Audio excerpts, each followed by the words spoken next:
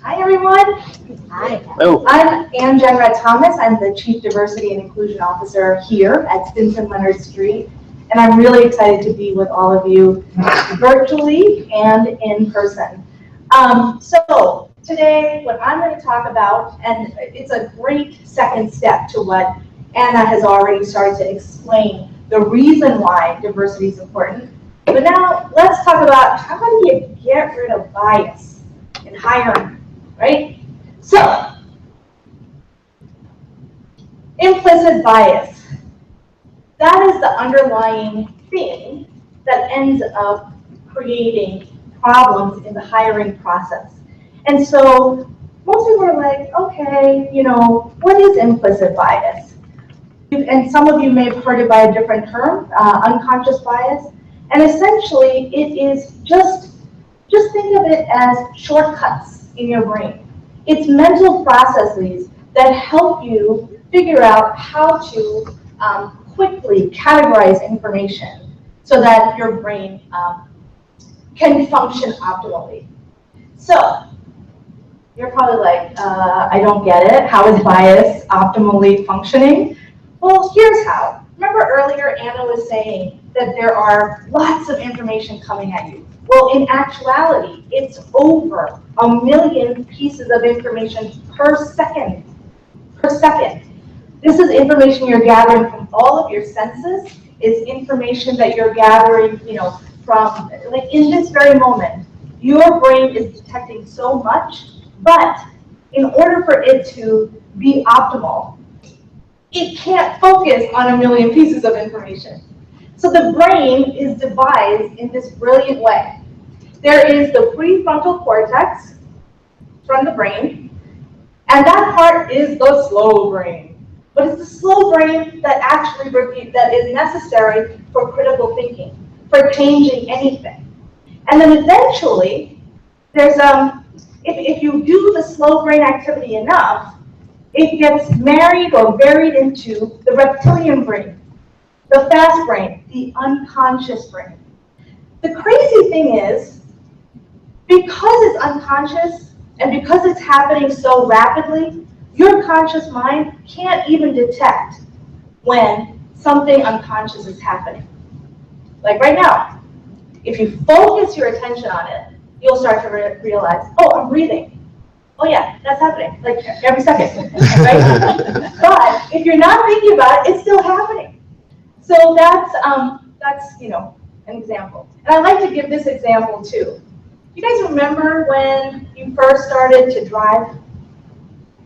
Oh my goodness. Yeah. You're all focused and tense. I'm at 2 o'clock, 10 o'clock, and I gotta make sure that I'm, I gotta do this right so I pass the exam and whatnot. Now, how many of you have found yourself in your car and somehow you ended up home, right? And you don't even realize what happened. You're just like, oh wait, I was on the phone, or I was thinking about my day and the grocery list, and how did I end up here?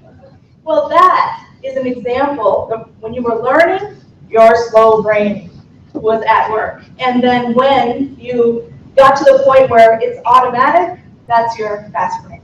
Make sense? Yep. All right, so when it comes to hiring, some of the things that's embedded in the unconscious part, the slow brain, the fast brain, are cultural norms. And so I want to give you an example of different styles of what's valued in different cultures and how that in and of itself can impact hiring. So for example, leadership. When you think of leadership, give me some descriptions of words that you associate with leadership. Decisive. What else? Confident. Confident. Anything else? Okay, that's good enough. Decisive. Confident. Now, that is a US-based version of what's considered a good leader. What's happened now is that we have so many multinational corporations, and a lot of them are headquartered in the US, and then when people in order to advance, if they're stationed in a different country, in order to advance, typically they need to do a stint in the US so that they can, have the right qualifications, so they can move up the corporate ladder. But in Asia, they call that stint the killing fields. Because in Asian culture, what is valued as a leader is someone who is collaborative, someone who is consensus building, so really much more quiet. And it's a different type of confidence, but it looks vastly different than what leadership looks like here. So they are in a double bind. They have to come here, or else they're not going to go up the corporate ladder. But once they come here, their leadership style prevents them from getting up the corporate ladder.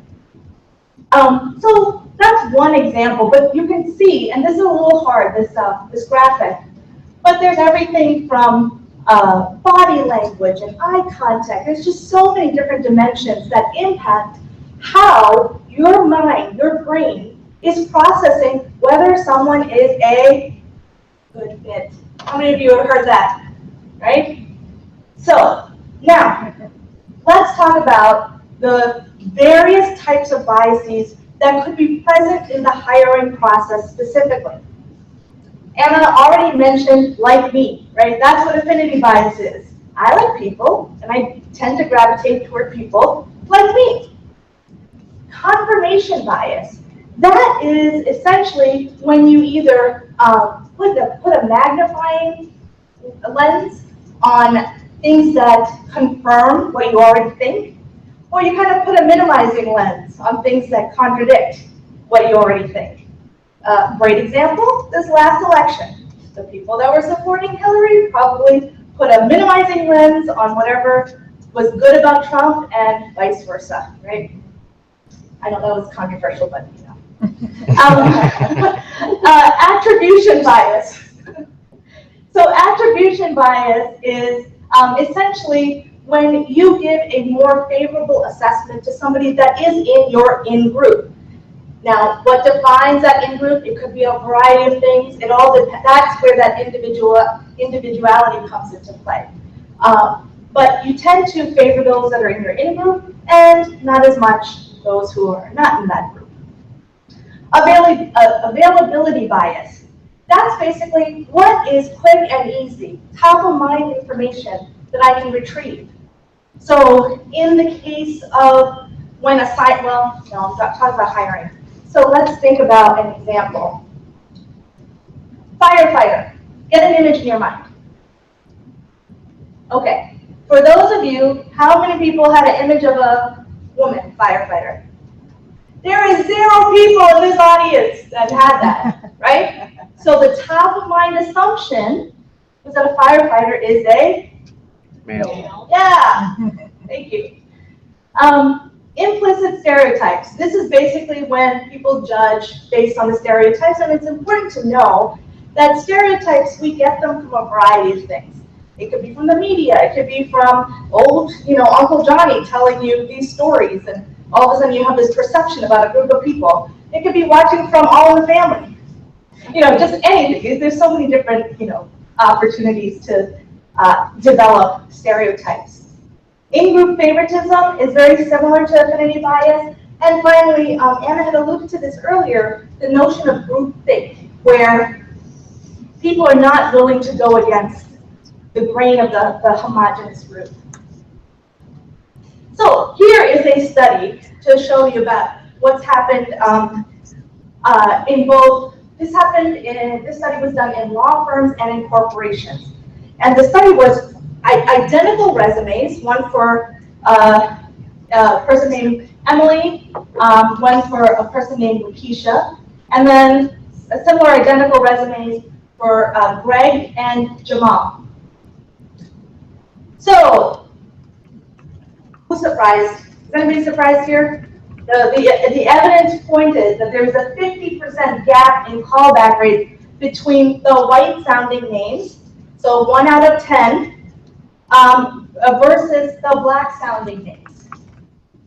Now, what this essentially boils down to is the equivalent of an additional 8 years of experience when you, with respect to the individuals with the white-sounding names.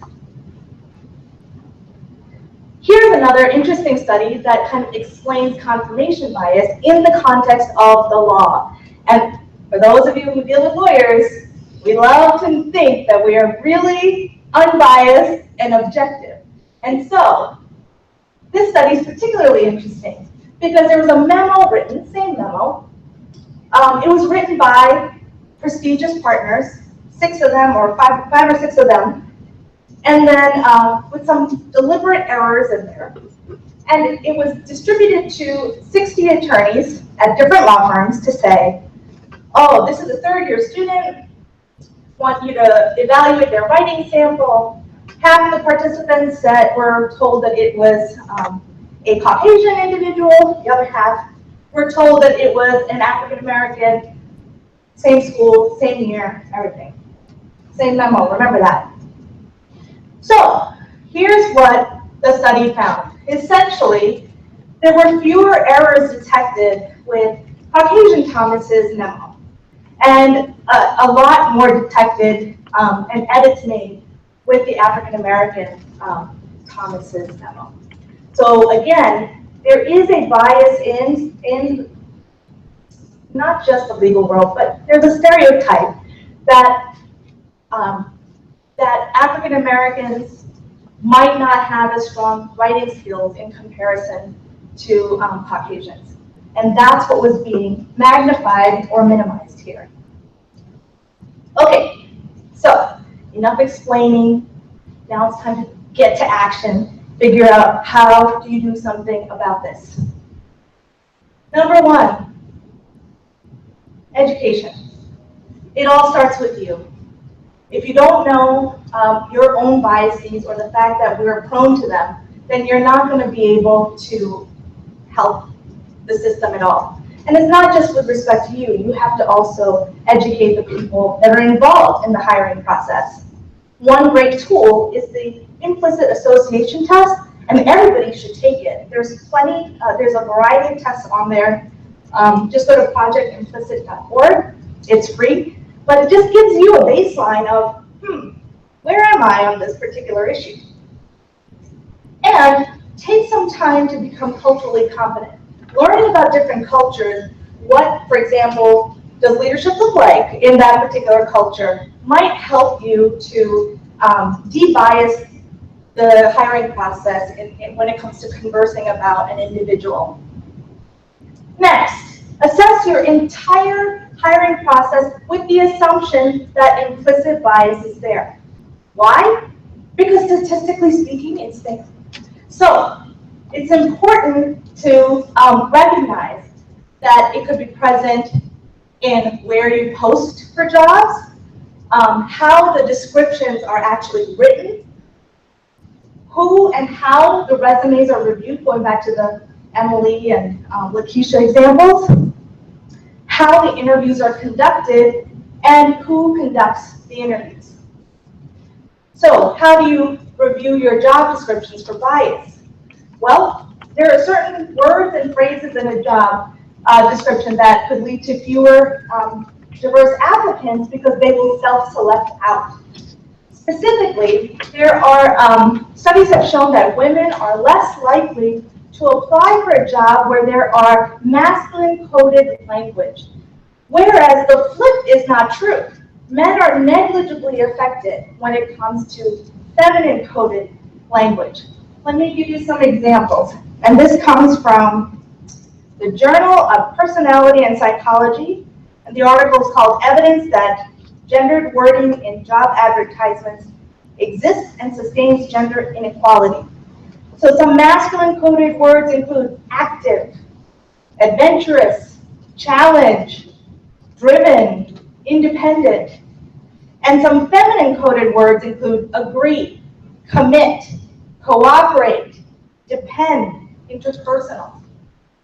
So that's just to give you some example. Interestingly, when pro-diversity language is included on a job description, people are less likely to scrub out their demographic, they're identifying information, like what clubs and organizations they belong to. But if that language is missing, people are basically erasing parts of themselves out. So that really challenges authenticity in the first place, and will probably make it harder for you to be able to figure out who belongs where. You also want to make sure that you only include in the description that information that's absolutely necessary to perform the job well. And the reason is because there is studies that have shown that women tend to apply only when they feel like they match nearly all of the qualifications. However, men, as long as they have about 60%, they're good. They're going to try. Okay, recruit outside your comfort zone, and this goes to some of the things that Anna was talking about earlier. You have to become engaged. This is ultimately a relationship game. And all we're trying to say is change who you're relating with. Go to a broader circle. Go to different places. And trust me, different groups are very welcoming as long as there's a genuine interest in getting to know. Ensure that you're also posting on sites that cater to diverse communities. And finally, this was based on some information from the tech organizations in Silicon Valley. Most of them just relied on Stanford because it was nearby and because, good quality. But it was having a disservice to those who graduated from MIT or other really good schools. So just make sure you understand what other programs would be available, where in other schools are there comparable programs that you can actively recruit for that particular job. Number 5, you want to evaluate every resume the exact same way. So there are programs out there that can strip demographic information. That's one way to try and make things anonymous. There's also, it's important to develop a standard evaluation form with detailed metrics so that everybody's evaluating the same criteria. Number 6 is to identify what you want before the interview begins. So if you are clear about the skills and the qualities, the credentials, etc., that would best serve the position, then you can craft questions that speak to those specific skills and credentials, etc. You can develop a checklist of these factors and give them to the interviewers beforehand so that everybody's clear. And finally, you want to prepare interviewers. Make sure that all interviewers are aware of the potential for bias. Make sure that you use a diverse panel of interviewers. Develop a set of interview questions that really speak to the skills and qualities and attributes. And finally, it's a message of hope. Your unconscious biases are just going to pop up no matter what. It takes some effort and some grit to keep trying to change these things, but just be patient, keep at it, and know that you'll get there. Questions, comments, happy juices? Anything on the live stream?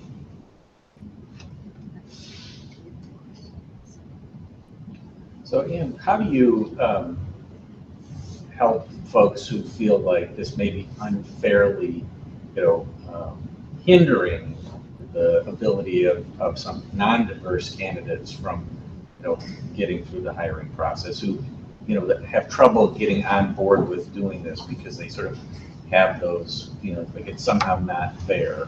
How do you address that? That's a great question. How do you address it when some folks might feel like this is not fair?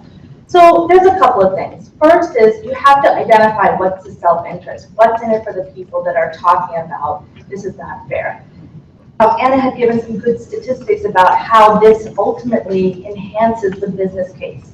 So being able to maybe use that as leverage to start to get people to see that, oh, this is actually in my interest as well. I could potentially grow my book of business or my line of business by 35% if I have, a more diverse team. So that's one thing. The second is it takes education. The reality is there isn't a level playing field yet, but people think there is.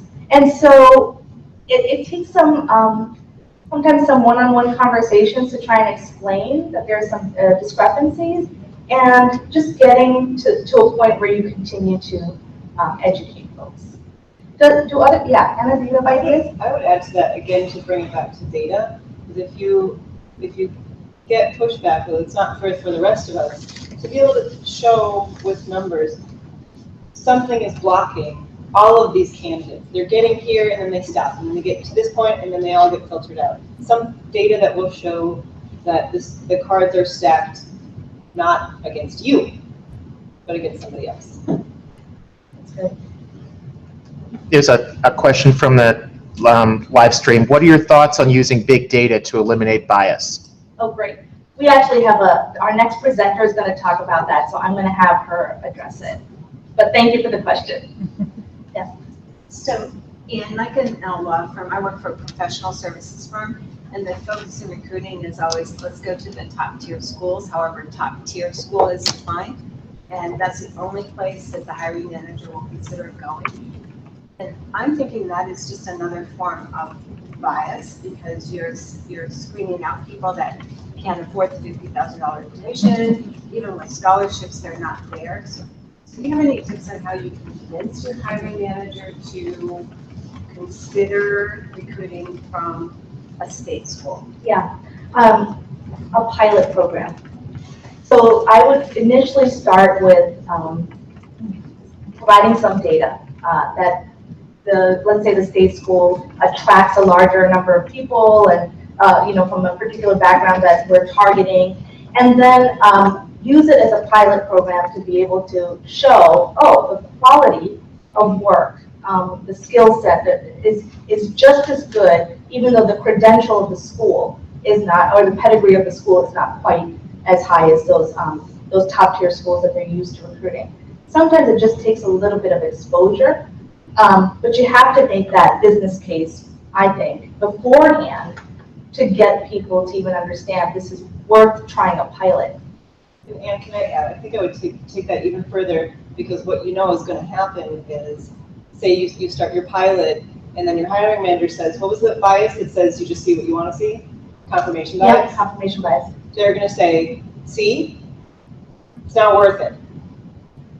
Let's go back to what we were doing. So to be able to set them up and tell them what that bias is all about and educate them what that bias is, and have, again, very clear measure or definition of what it takes to be successful in that role. Do they have this? Are they doing this? Are they performing? So that you're only measuring that and you're not measuring emotions.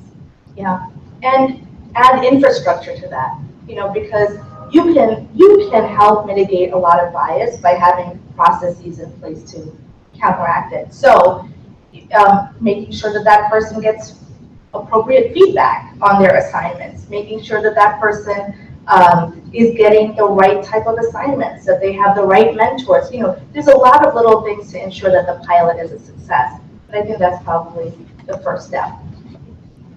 Can I add to that too? So we actually kind of did something similar to that. I work at University Corporation, and we typically went to bigger schools. So U of M was a big one, Madison, things like that. And recently trying to bring in some of those state schools just to get in and kind of increase our talent pool. So one of the things we started, because we had hiring managers who were a little bit more hesitant to switch it up and knew that they were always going to get, that talent that they were seeking at some of these bigger schools. And we had kind of a select few hiring managers that were on board right away. And so that's kind of where we started and did that pilot, was with those that were like, yep, I'm in, what do you need from me? I'm willing to go to new schools, different opportunities. We found that a lot of times when it's just HR throwing information at these hiring managers, they're a little hesitant to kind of believe what we're saying. And so when we have, bring in some of their peers and just other people outside of HR that they're used to working with and maybe trust a little bit more in a sense, were successful in that end. And so when these hiring managers went to schools that weren't typically the big ones and then found success and were able to then share that with their colleagues, found a little bit less of a bias, and then being able to bring more hiring managers into some of those different schools. It definitely took time, and we still have some that are still, hesitant to kind of make the switch and are still going to their respective schools. But I think slowly we've been seeing more willingness from some of those hiring managers, just from their colleagues being able to kind of share their experiences. So definitely a pilot. We just found that you're not going to be able to get everyone on board right away. It's kind of who can you choose to kind of be that platform to kind of test new schools. Those that that are just more than willing to take on new challenges and just very open and accepting of different strategies and schools and things like that. So That's great. All right. Well, thank you, everyone.